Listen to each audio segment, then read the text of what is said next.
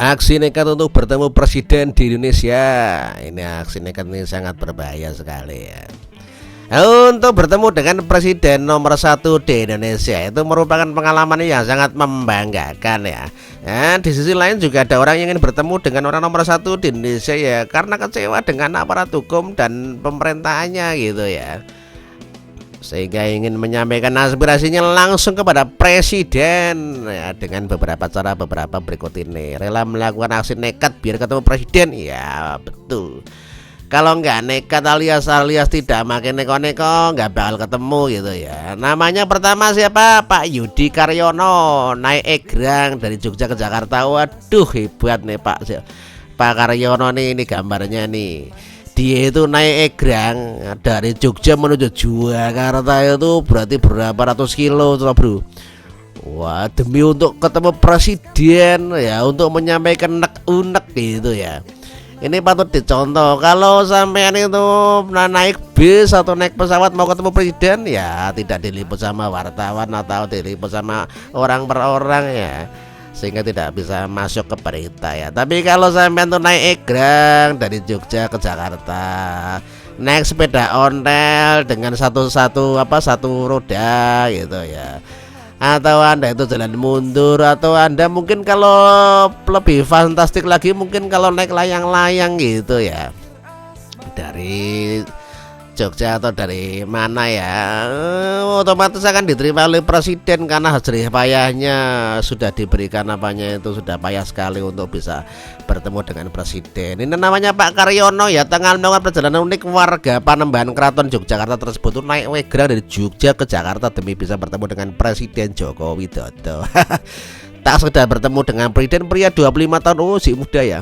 Ini mengenalkan permainan tradisional tanah yang sudah dimulai dilupakan gitu ya. Dia juga bertemu dengan Menteri Pendidikan dan Kebudayaan namanya Anies Baswedan. Baswedan. Dan meminta mengangkat kembali kebudayaan lama yang sudah ditinggalkan oleh masyarakat gitu ya. Yudi memulai perjalanannya pada Rabu 10 Juli 2015 sekitar pukul 08 WIB di kantor Kecamatan Keraton. Oleh kantor Kecamatan Jogja, dia bahkan membuat egrang khusus yang terbuat dari besi agar bisa tahan lama dan tidak mudah.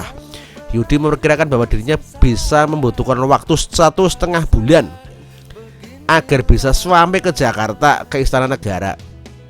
Dia memiliki target dalam sehari dapat menempuh sekitar 20 kilometer bro. Wah, selamat ya Pak Yudi, sudah ketemu sama Pak Presiden ya, sama Pak Menteri ya. Oke, yang selanjutnya adalah siapa? Tebak, namanya Mario Stephen Ambarita ya.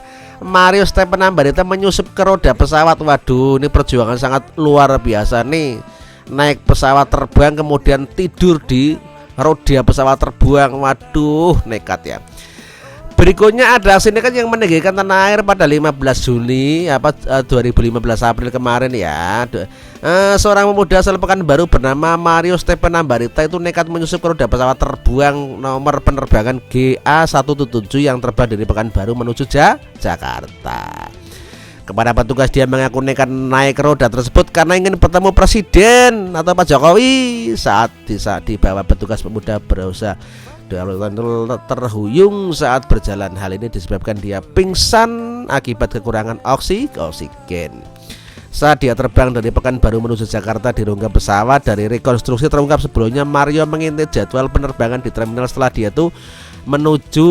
itu kemudian dia menuju ke samping terminal dan lari dan dari sana dia bisa mengintip pesawat tanpa ada larangan dari petugas. Dari sana Mario menuju kawasan kargo bandara untuk menanti pesawat yang akan berangkat. Bahkan dalam saat pengintaian, Mario sempat tertidur dalam sebuah masjid dan kemudian terbangun saat mendengar pesawat akan berangkat gitu ya. Nekat betul gitu ya.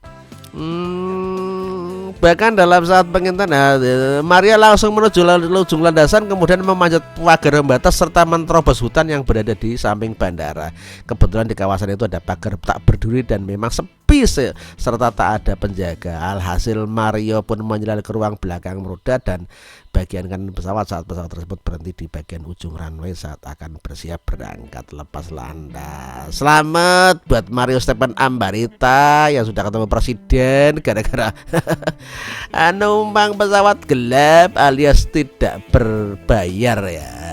Kemudian ini namanya Pak Kusno ya, Mbah Mbah Kusno ini Mbah. Ini dari Malang ya, Malang Jakarta. Dari Malang ke Jakarta menuju presiden alias ke Istana Negara itu. Ini ceritanya tuh jalan mundur. Ini spionnya nih, ada spionnya nih. Kalau nggak percaya tanya sama yang ngomong ini. Untuk ketujuh kalinya seorang pria paruh baya dari Jawa Timur Malang ya berjalan kaki menuju kota Jakarta ingin bertemu dengan Presiden Pak Joko Widodo. Uniknya pria ini berjalan kaki mundur menuju Jakarta berbekal kaca spion, sandal cadangan dan uang saku secukupnya. Cukuplah 100 juta saja, jangan banyak-banyak Pak, nanti kalau diambil maling. Kusnadi berjalan mundur menuju ibu kota Jakarta, tujuannya cuma satu, yaitu bertemu dengan bersalaman dengan Pak Jokowi ya. Untuk menempuh perjalanan jauh ini Kusno berlatih sekitar 3 bulan mundur gitu ya. Meski sempat cedera kaki kiri karena dia tuh pernah jatuh ya. Aksinya ternyata bukan pertama kali, dia sudah ke 6 kali Jakarta untuk bertemu dengan Presiden RI dengan mengayuh becak dan berlari. Namun baru Gus Dur dan Megawati yang berhasil ditemuinya. Dia pun berharap perjalanan ketujuhnya ini bisa mempunyai bertemu dengan Presiden Joko Widodo gitu ya. Kemudian namanya siapa? Yang selanjutnya adalah Fransiskus memanjat menara Sutet ya. Sutet itu siapa sih? Sutet bukan Sutedi ya ataupun Sutarmo ya. Sutet itu adalah tegangan tinggi ya. Senin 15 April 2013 seorang pria bernama Fransiskus nekat memanjat menara Sutet tertinggi di 50 meter dan ketegangan 150.000 watt di Jalan Keramat Bunder Jakarta Pusat ya. Akhirnya aksinya ini dilakukan sebagai protes karena tidak ada penyelesaian kasus tanah 2,5 hektar di Flores NTT yang digunakan untuk pembangunan pembangkit listrik gitu ya. Sebelumnya ia mencoba mencari keadilan atas tanah miliknya tersebut, namun tak digubris. Akhirnya pria 40 tahun ini ingin bertemu dengan Pak SBY untuk mengadukan nasibnya tersebut. Namun tidak kesampaian. Aksi nekat Fransiskus mengundang bagian warga sekitar.